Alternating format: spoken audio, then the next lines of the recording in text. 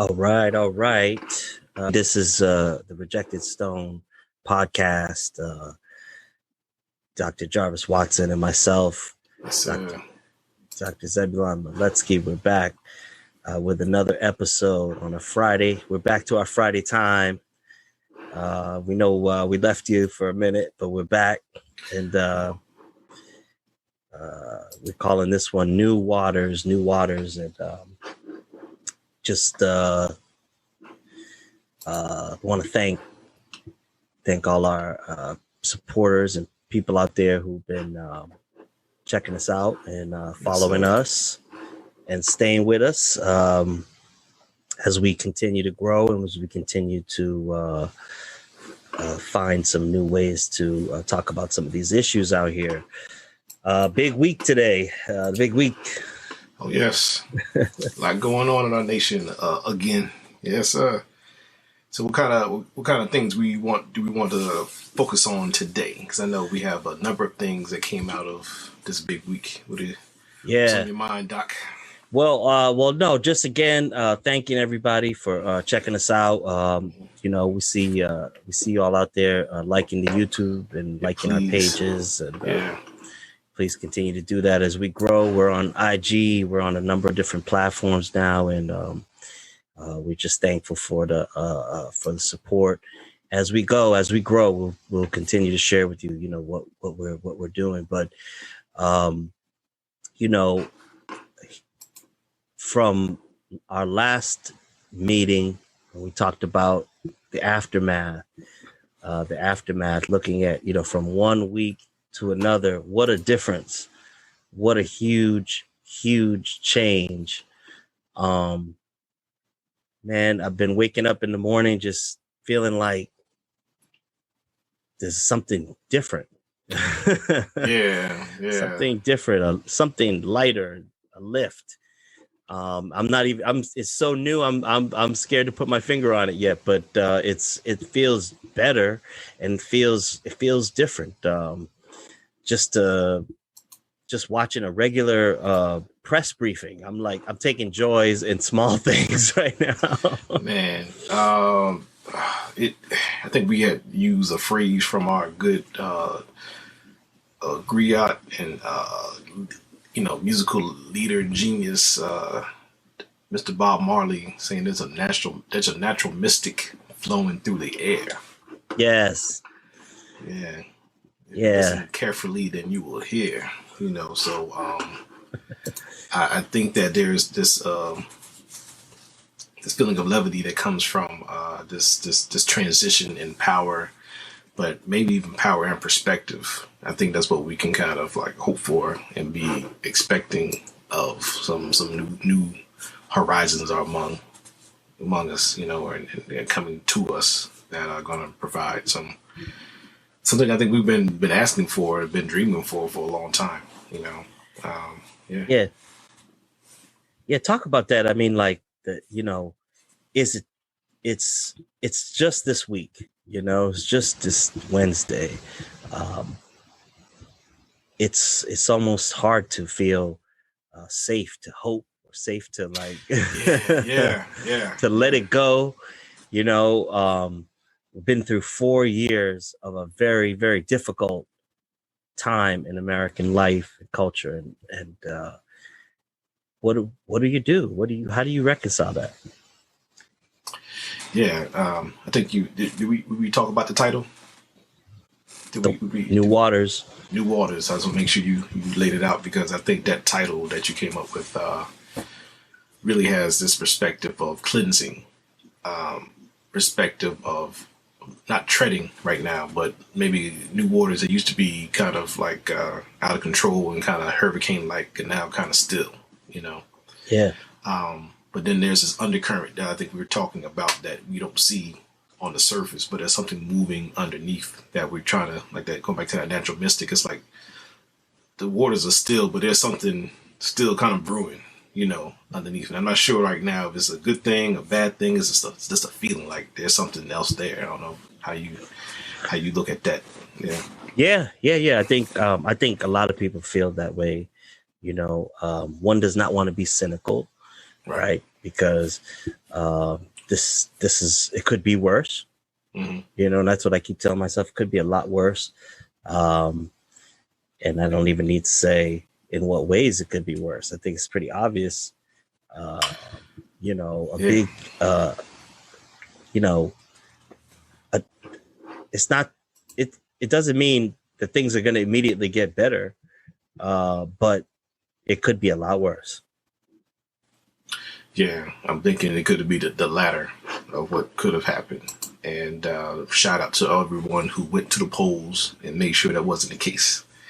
And I think there was almost this like, I think we shout out Stacey Abrams last time, but I think in addition to her and many other nameless individuals who have helped out with getting people to the polls, I think there was once again that sense of hope of like, well, I know what's going to happen if I don't do it, but if I do it, then there's just like this patience and this waiting, and I think those are also connected to something called faith, for those things unseen, people that had to really kind of put into that mindset of like, well, I'm not sure what's going to happen, but I know if I don't put my stake in the game or some type of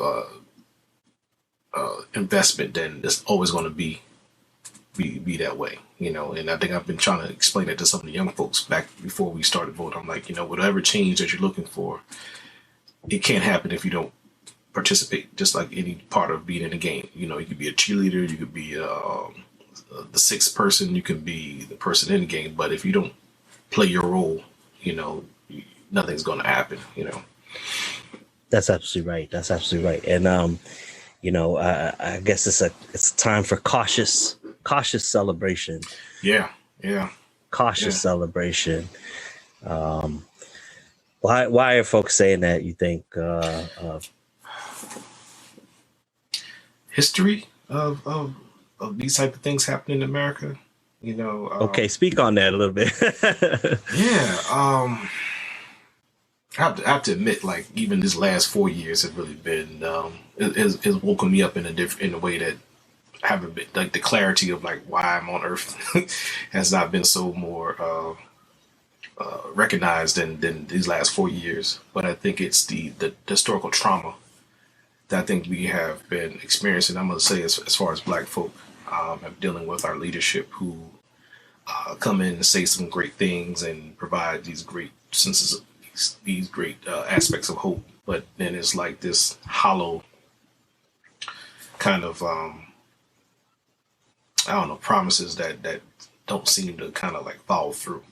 And I know it's not just on them all the time, and it's really about making sure we the people make sure we hold folks accountable. But there comes a time when you get tired of keep saying the same old thing and talking about the same old like resources that we don't have, or support or representation in those places where it doesn't start. I'm glad to see the last few years more representation of us as lawmakers, or these people of color, and even the increase of women in these leadership positions has really increased, which is really positive for me. But I want to make sure that the things that I saw in the White House government page, all the things they're putting in place is really going to follow through. So I think it's like a one day at a time. Like we were happy. We're glad. You're glad. But like I said, we just want to make sure there's a difference in the history moving forward, that we create these opportunities for growth. That's why I'm wearing this shirt right now. Real the struggle is. I'm trying to bring this wisdom from Yoda from some other mystical place. Like, please help. Yeah. Real the struggle is. I couldn't see all that. Yeah. I like that. No, I think you're absolutely right, and that taps into a deep well of the Black experience. In a lot of ways. Administrations may come, administrations may go, right? But the struggle continues. And I think that one thing, I hope that as we look past in the last 4 years, I guess what will be called the Trump years, the Trump era. Oh, please don't say that name again. but we got to call it what it is. Yeah. Well, yeah. Well, I mean, I just think that people will be able to look back and say that one of the things that I think strengthened just my opinion, but strengthened the Black community was intergenerational dialogues. One generation kind of leading the movement, Generation Z, millennial, maybe Gen X. Yeah, we were kind of, what I noticed, a lot of folks our age kind of like going back to the elders and saying, okay, the only thing we have to compare this to is what you all went through. Right. And we weren't there. So what do we do? You feel me? Yeah. And cause like I said, I think our Generation X was under the impression of how to get into some of these places and maintain and sustain. And sometimes that was like, like a quiet storm kind of situation where you didn't ruffle too many feathers. But unlike, like I said, the generation come up behind us, they're like, we'll ruffle all feathers. We'll flip any desk. We will let people know that we are right or wrong, that we are not feeling what we're feeling. And I really have to respect that to the highest. And but now that we are in these places, I think we can, I don't know, it's like you said, it's like now it's taking our voice, taking our leadership, taking our perspective, and really coming back to even those millennials and that Z generation and be like, hey, what do you need from us? How can we be of assistance, and how can we work together? And what did you see moving, like at one point that you didn't really get from us or weren't really seeing from us, but now that we're in this place, in this space, I think is really like all about investing in the intergenerational conversation and movement. So yeah. And then speaking of which, we had the that amazing poet laureate. Man, it was like a messenger has been sent. It was from a younger voice, beautiful rendition, and just, man, what an interesting inauguration we just all saw. Yeah, it was Amanda Gorman. Yes. Who showed up in so many different ways. And I think something that, I put it on my Instagram, the last couple of things that she said, but it's something about the bravery and the courage. And I think even to what we're talking about, the intergenerational aspect, if I can quote something from her, said, we will rebuild, reconcile, and recover in every known nook of our nation. In every corner called our country, our people, diverse and beautiful, will emerge battered and beautiful, which was like poetic. But the last part she talks about, she says, when day comes, we step out of the shade of flame and unafraid. The new dawn blooms as we free it. For there is always light, if only we're brave enough to see it. Yes. If only we're brave enough to be it. Man, the sun, as I'm saying it, I'm like goosebumps and chills are going down my spine, and to get that type of energy from our youth and from because at one point I thought she wasn't even 22. I thought she was like this 15-year-old young lady bringing this fire, and I was like, oh, she's a Harvard grad. And shout out to her and she shared her struggles with like a speech impediment, but she said she couldn't even pronounce the letter R. What an amazing story! That says a lot. That says a lot. I mean, it no one will ever wear yellow the same about other. I know that much. That was iconic. It was iconic fashion. And let's continue. Who else? Michelle Obama had a lot of people were talking about her outfit.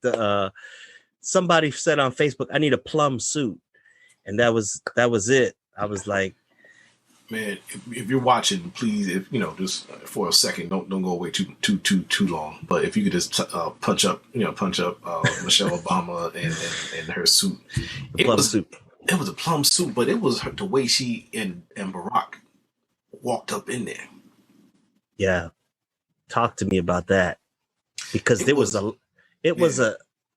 Go on, go ahead. Go ahead. No, it was just like almost a triumphant uh, uh, a demonstration of patience, Yeah.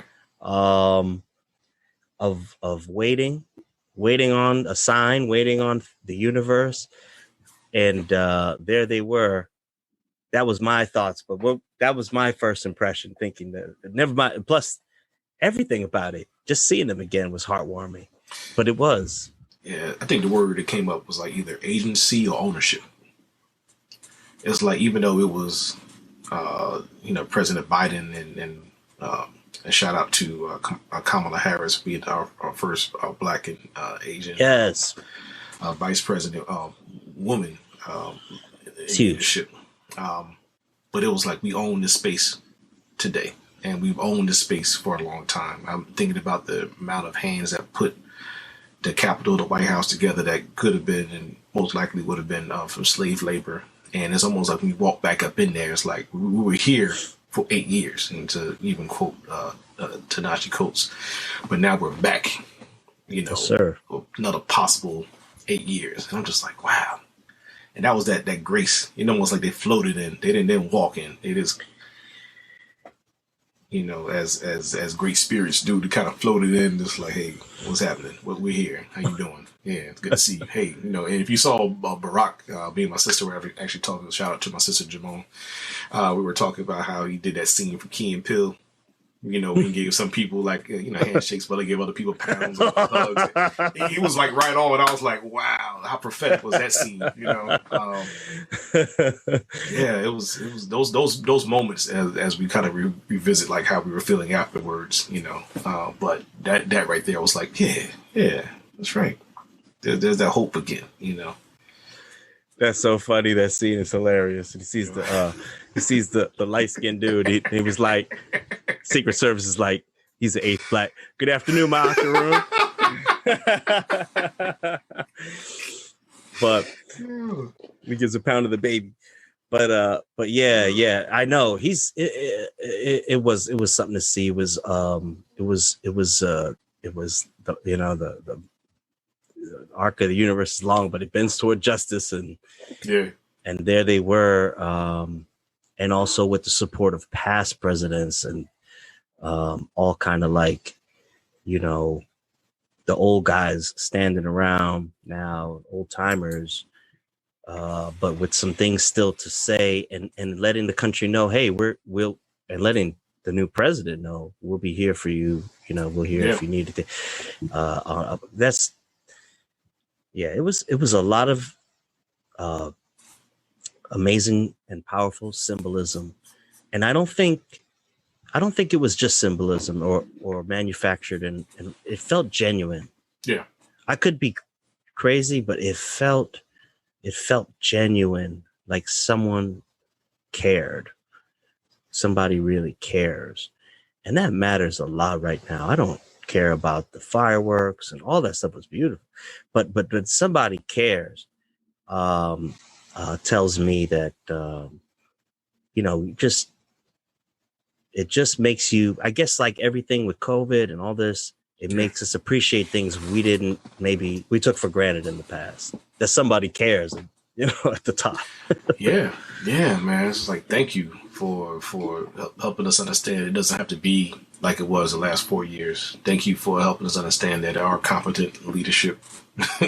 There is competent leadership in this nation. I think even though there's still going to be some things between Democrats and Republicans, I think this is how it rolls. But of course, there was another sense of just like, hey, we can put the swords down for a second and just appreciate, like, we don't have to do that anymore. And I'm hoping that, like I said, it's not all theatrics, because there's some stuff that, just have to do because of being a professional and being a politician. But I'm hoping that the way that things went down, as far as the divisiveness of being on one side of the aisle as opposed to the other, doesn't end up in the way that we have what we had on January 6th.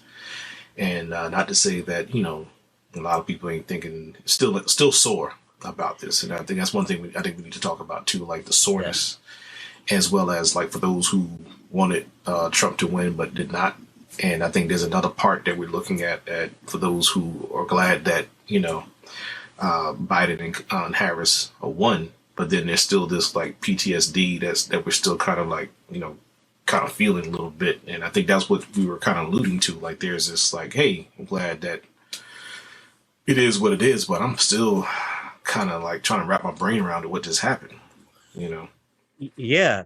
I mean, I was thinking, like I remember when Trump became president, there was a lot of people on the left, quite frankly, who were, thinking also, wait, oh my gosh, what can we, maybe the electoral college can disqualify him. Remember that? Yeah. Okay, let's keep it 100 right now. Like, maybe and so I understand in a way how they feel, because it hurts. It hurt when he was elected. For some of us who, I mean, that was kind of classically known. People hurt badly. Yeah. That footage of the Hillary headquarters and everyone just standing there, and it was kind of classic thing. But but so I get it. But but in the end of the day, you have to find some other way to deal with that pain. And I mean, and it's scary to me that so many people maybe just, can be so easily misled. QAnon theories that I don't. Oh, it's just how big that was. Yeah. Yes. See, and I know, me neither. Those are those bubbles, and we start to realize, okay, and see it from someone. If my president tells me that it's true, then it must be true, right? And now you gotta I wonder how many people might have been in that category who just felt misled. A lot of people seem to regret. A lot of people. I heard one guy threatened to hurt his children if they reported him. People seem to regret having been at that insurrection. Wow. I think then when the reality sits in of what you just did, what happened, and who you were with, because you think about it, there really was no agenda going up in there other than just sitting on somebody's chairs, maybe take a couple pins here and there. But for those who, there was a couple people who really took it to the next level, like bringing the zip ties, and like who are you going to snatch up, or like you talked about the noose that was there and things like, you have some really, but some people with this probably just, like I said, really disillusioned and not realizing like the ramification or the things that can happen as a result thereof. Like at a really, like, no, you're violating a serious law right now, and the quickness and the steps that the government took to find out who these people were was also kind of scary. It was like, wow, man, like, yeah. One dude, I think I'm not sure if it was Queens or somewhere, he typed in like, I'm going to come. I think before he even hit the period, there was somebody's at his door like, what'd you say? Yeah, come on with us. And they blocked off the street. I was like, wow. I think I saw that on Channel 7 News in the morning. I was like, they are not playing. Yeah, I mean, I think it's important to be honest about things and look at things.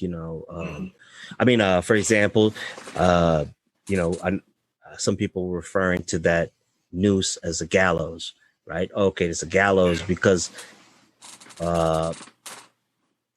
still, if I see a noose is a noose. It just tells you a lot of things. That there was a lot of different energies in that group, and I don't think I think it'd be naive to think that they've just totally gone away. Yeah. I think Jelani Cobb had written something on his Twitter like that. Just like understand it's like the first wave or something, and be cognizant and be aware of the second wave that's coming, which is scary. Like I said, I'm hoping that people don't hold on to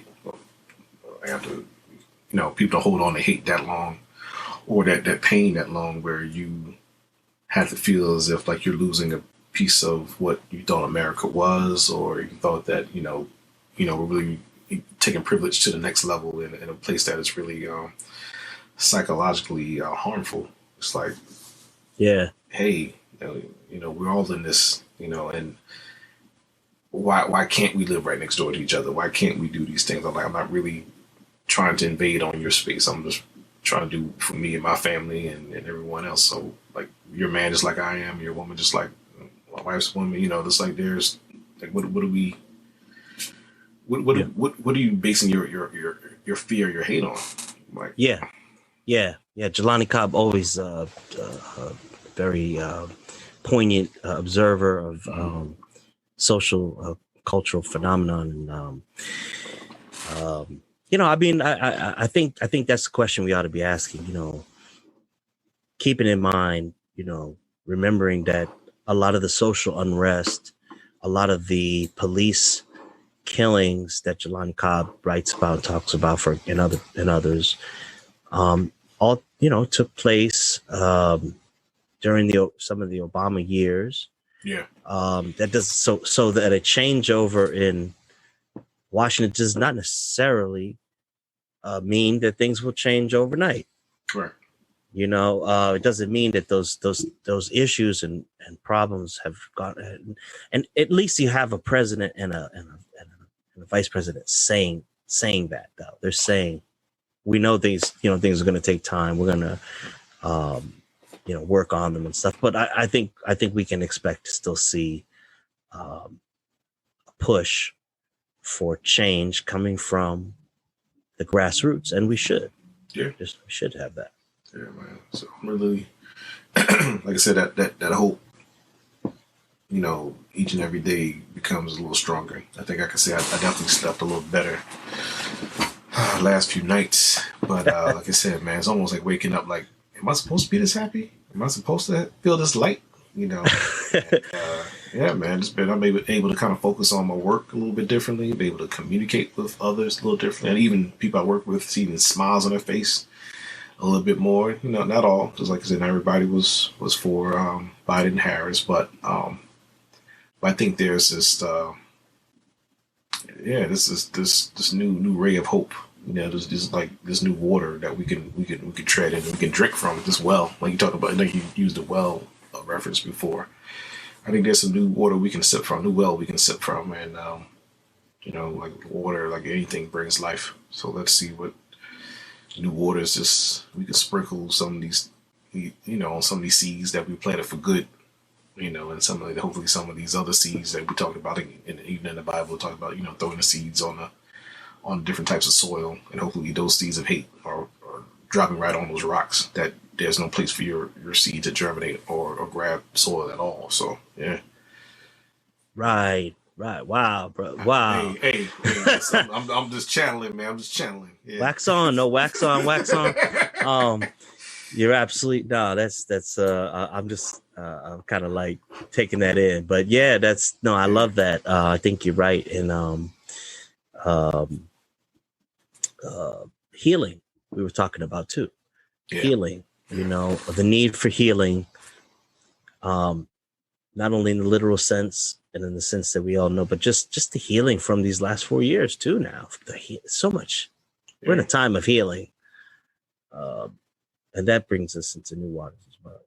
Yeah, I'm wondering, like, for our families, how do we take time to actually kind of decompress and deconstruct or unpack what just happened, and some of those instances come with like us just kind of getting out of the house a little bit as much as we can, because I know we're still social distancing, but really reconnecting with folks. There's been a number of memes that have been on on social media that you always reach out for someone who sent something that you laughed at, to kind of like, hey man, I love that meme, and then there's a conversation right there. You can kind of realize that you're not the only one thinking a certain way.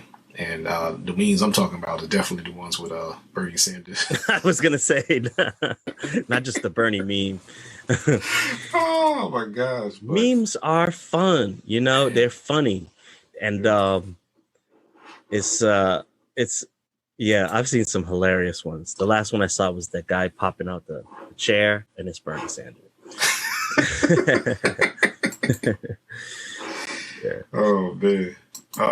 Before we go forward, I was looking on Facebook and a couple of people give us some shout outs. Catherine Duffy from Stony Brook. What's All up, right. Catherine?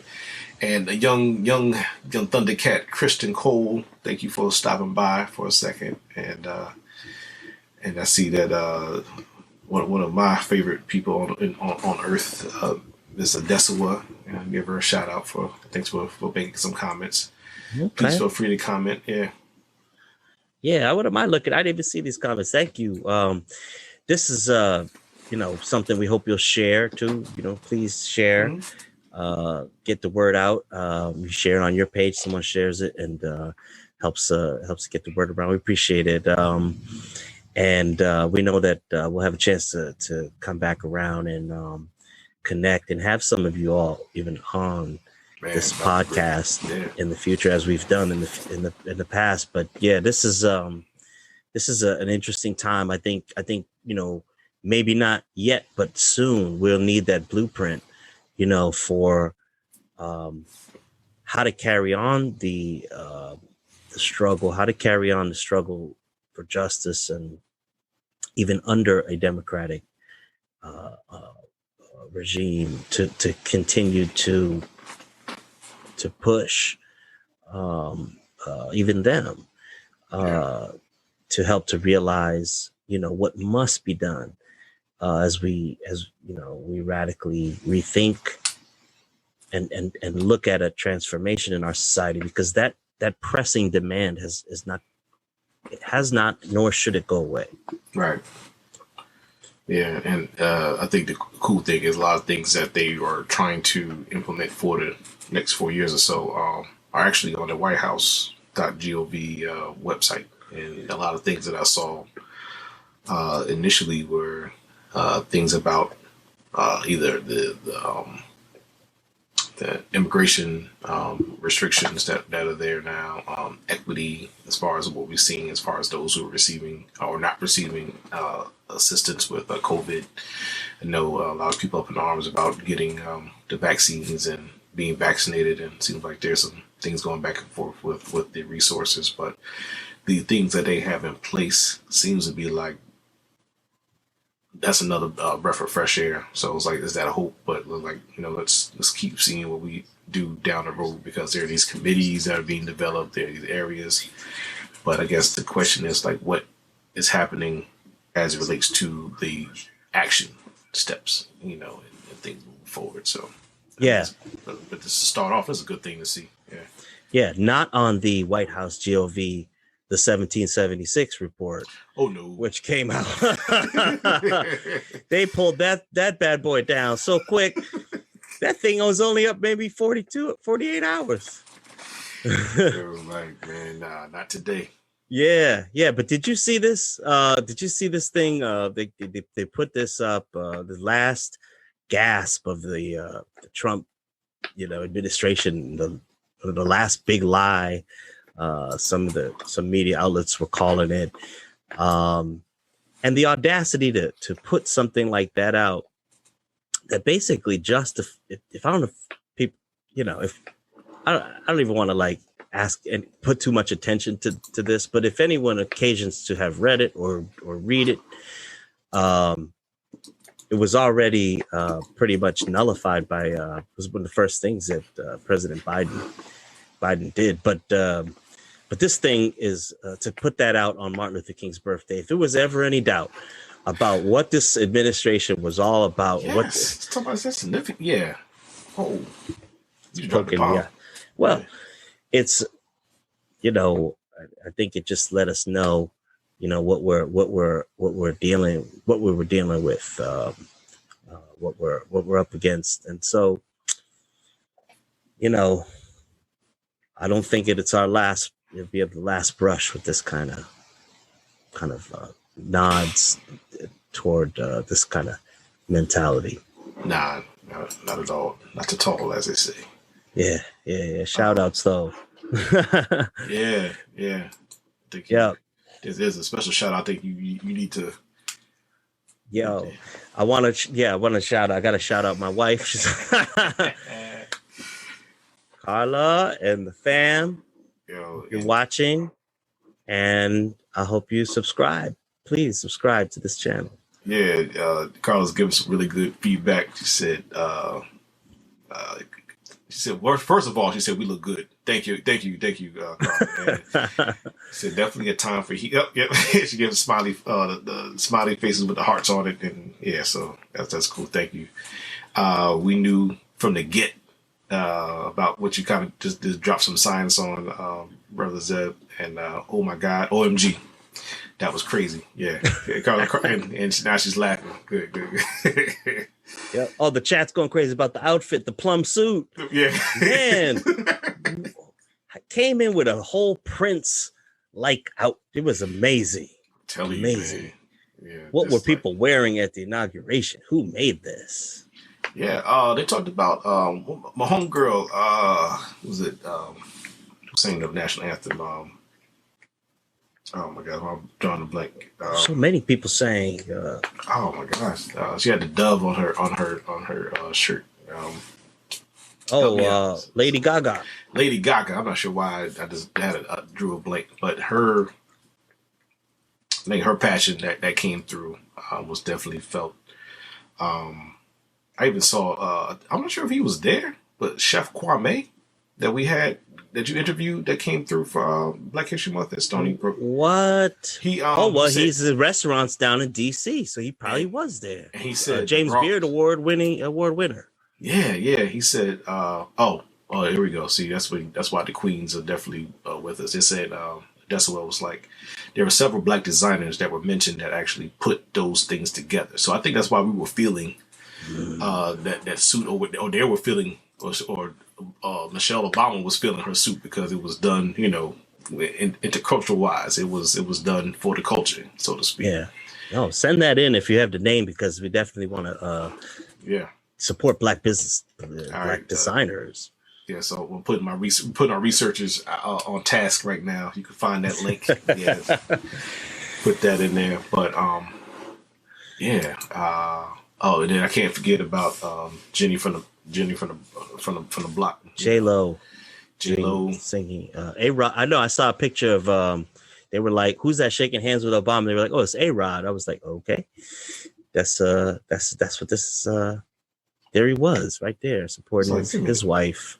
Yeah, man, I was like, this is phenomenal. Even Garth Brooks came out there and killed us. I was like, this is a multicultural type of situation we have in here, man. And don't forget the nurse. The night before, they had the monument to COVID, and she sang "Amazing Grace," I believe. Oh, wow! Yeah, that was powerful too. That was very powerful. So, I mean, "Amazing Grace" was sung at least a couple of times, and I think for those who who see kind of like look for signs of hope, signs to hope, found something in that whole thing. I think Justin Timberlake and I forgot the other artist he sang with. I could probably find that too. But they sang a song that was presented that day that was like made a while ago. But there was this hope that it would be sung. It had some significance. It would be sung at this particular, inauguration, but for some way it will make significance of like the hope to come. And I think that was what was this guy's name? We can't forget on all these artists' names. Ant Clemens. Okay. Talking about Better Days. And that song, yeah. And I thought about Tupac when that came up as well. But the whole thing of just like this forward thinking. And something about music really kind of sets the mood, sets the tone, but also kind of like just grabs us in this moment. Like, where were you when that song was being played? What were you feeling when this song was going down? Absolutely. And I was going to give a shout out to my man Patrick Lewis, who actually we were on the chat, and he actually let me know that was like really like on point. So please go check that as well. Great. Yeah. So as we move into these new waters, Yes, sir. that's where 2021 came in strong, as we talked about last time, and it wasn't quite sure where things were going to be going, but I think that's also just a reason to remain hopeful, Yeah. and to remain keep your eye on the sparrow, because this is because his eyes on the sparrow. So it was very, very, very encouraging. I was uplifted and really, really touched. I think the day of, I was so happy. I didn't even really put anything on Facebook except a few pictures. Yeah. Because I just was. It was a lovely day though. Really, really special day. No, man, I'm glad that we are actually doing our podcast and talking about these things in real time. So, this is something that we can always remember, like what were we doing on this particular day and what were we thinking about and who else was sharing in this at this particular time. But the thing is, like, even if you weren't catching it live today, we can always send this back out to help people know, like, hey, we were thinking the same thing or thinking something a little bit different, but this is adding on to the fabric of hope, if we talk about new waters, this is that ripple effect that we're trying to create, so other people can feel what we're putting down, So this is really, yeah, man. Absolutely, yeah. Absolutely, and we won't talk about the 150 pardons that were. We're supposed to pretend like we didn't notice that. Done in under the cover of night. Man, but it's like, is there any culpability or accountability for what has been done? And it's like, it's almost like, all right, go ahead, do your dirt. Don't worry about it. When it's all over, I got you. Yeah, they did dirt. They really did, and but. What surprise that got me was Lil Wayne and two surprises. The ex-mayor of Detroit, hip hop. I was like, whoa! I said, Trump, really? Yeah. Yeah, right. Kilpatrick. Yeah. Yeah. And then. Man, I didn't even know if you want to comment on that whole business, because but very interesting indeed. I guess in the end, in speaking of Jelani Cobb, he wrote an amazing piece about this in the New Yorker, about Trump's connections to hip hop. Yeah. Over the years, well before he was president. Right. And that's a whole interesting phenomenon in and of itself. That we might have to one day investigate. Maybe not. Nas said it right. Hip hop is dead. That was a minute ago, but maybe I don't know. That was a tough one. Because we have to look at some of the moral issues and so forth with regard to hip hop. Yeah, I'm looking up some stuff. Oh yeah, I'm definitely we gotta. I'm gonna chew on this because I think this is definitely food for thought.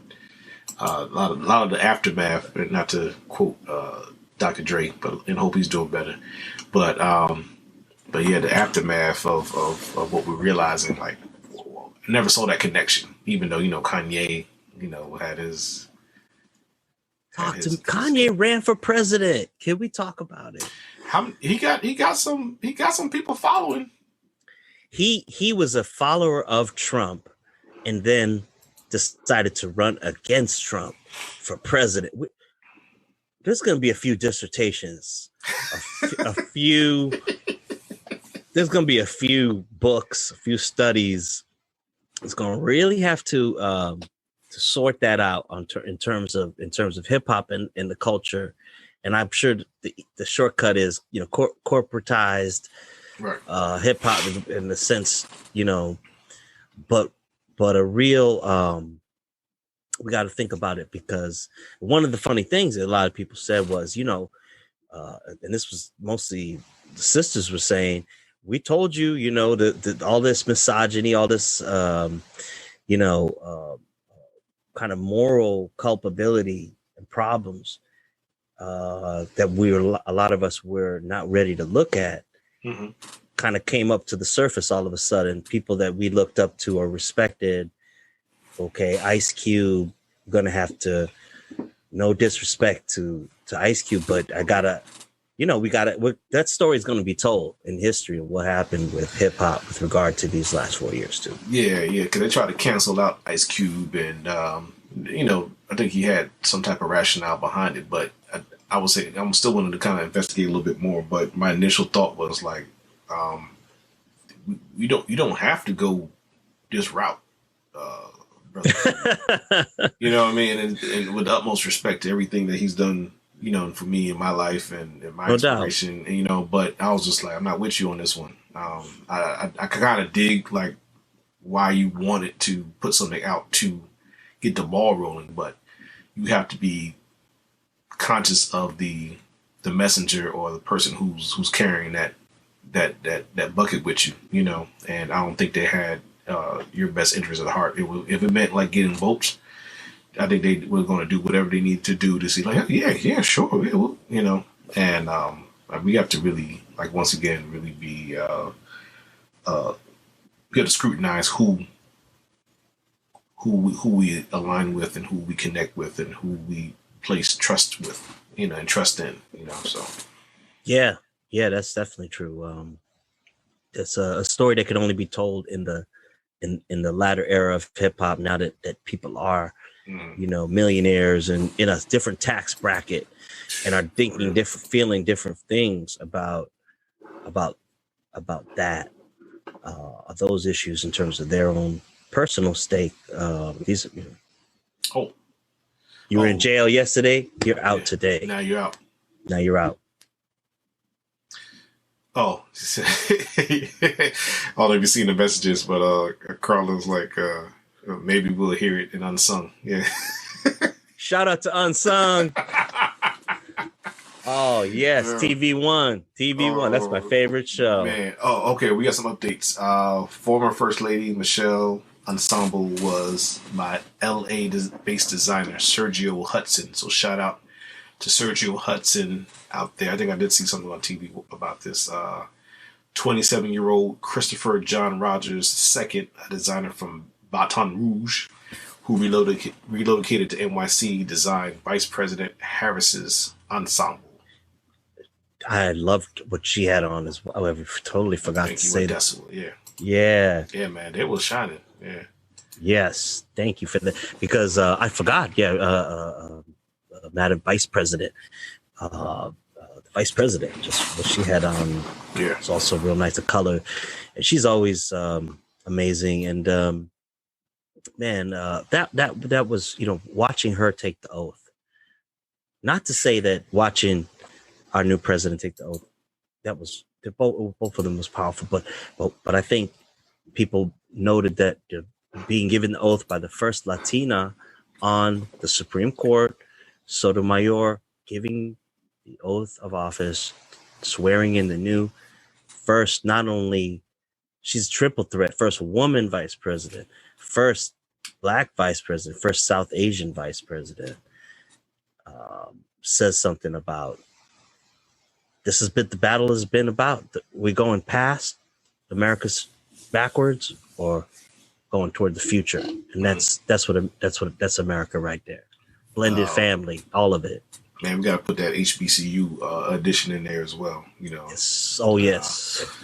As much as I thought that Stony Brook at the time I was there was a mini HBCU, because just all you saw was like just there's millions of not millions, but a whole lot of people that look like you. But to know that all the bad things that people would like to say, oh well, if you go to HBCU, you don't get the full no, you do. Because now we're running the country, So shout out to all the HBCU grads, as well as those that are still in the in undergrad or grad right now. Those getting their doctorates out of those historically Black colleges. I think that opened up another door for access, and also I think another sense of hope that you can say, hey, if we come from these beginnings, and with that type of support you get, I think that's uncanny and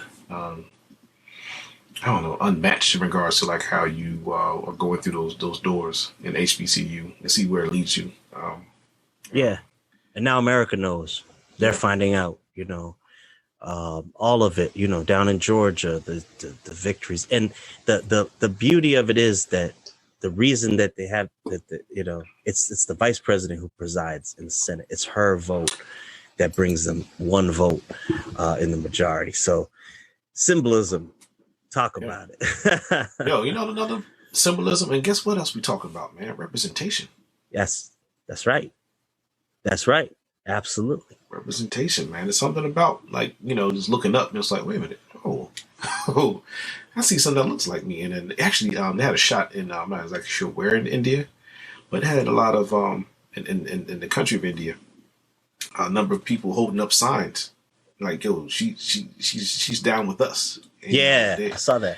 And her name was in like candles or lights. They were, I was like, man, this is global. I mean, to be in that house, I mean, you are this global connection, but just to, what kind of lives are being changed right now? Yeah, that's right. Like to match the symbolism with the representation, man. It's like now I think I'm on the other side of like, yeah, I'm feeling good about this weekend. I'm feeling good about waking up in a new world, so it's yeah, man, this is something to grow on, something to think about, something to chew on, for real. Yeah. Started from the bottom. Now we're here. She's out there. Yeah, man. And from being a senator to now president of the Senate. Powerful stuff. And you think about, not even to speak of the legacy of African Americans in Congress and government. When you add it all up in terms of being elected, it's has been very difficult for African Americans to be elected to first of all, statewide office, never mind national office. And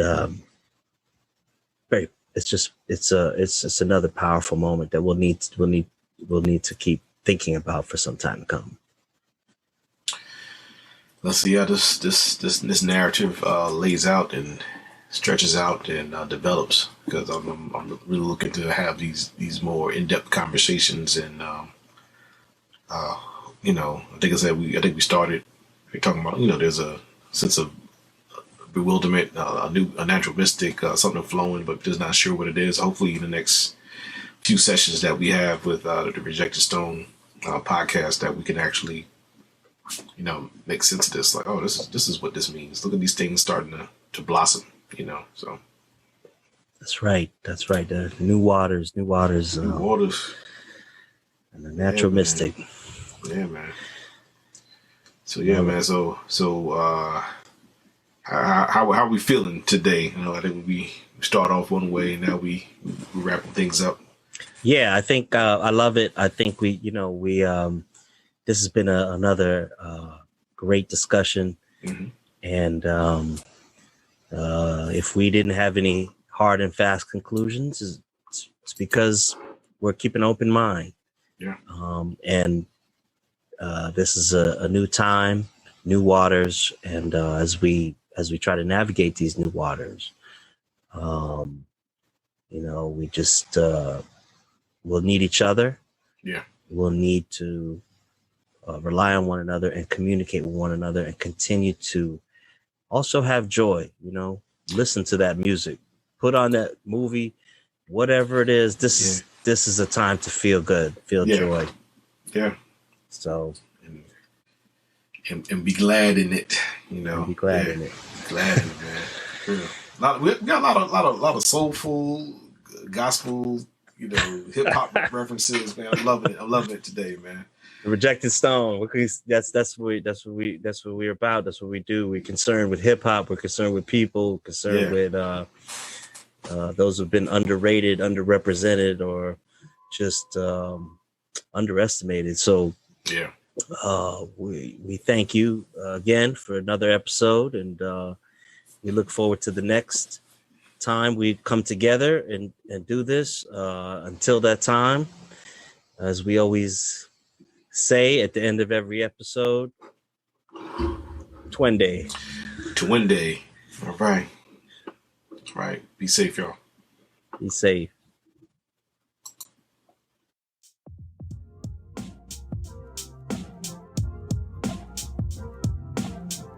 Rejected Stone Productions presents To One and All, the Rejected Stone podcast. Real talk about real issues in real time. Your hosts for this Rejected Stone experience, Dr. Zebulon Miletsky and Dr. Jarvis Watson. To Wende, let's begin.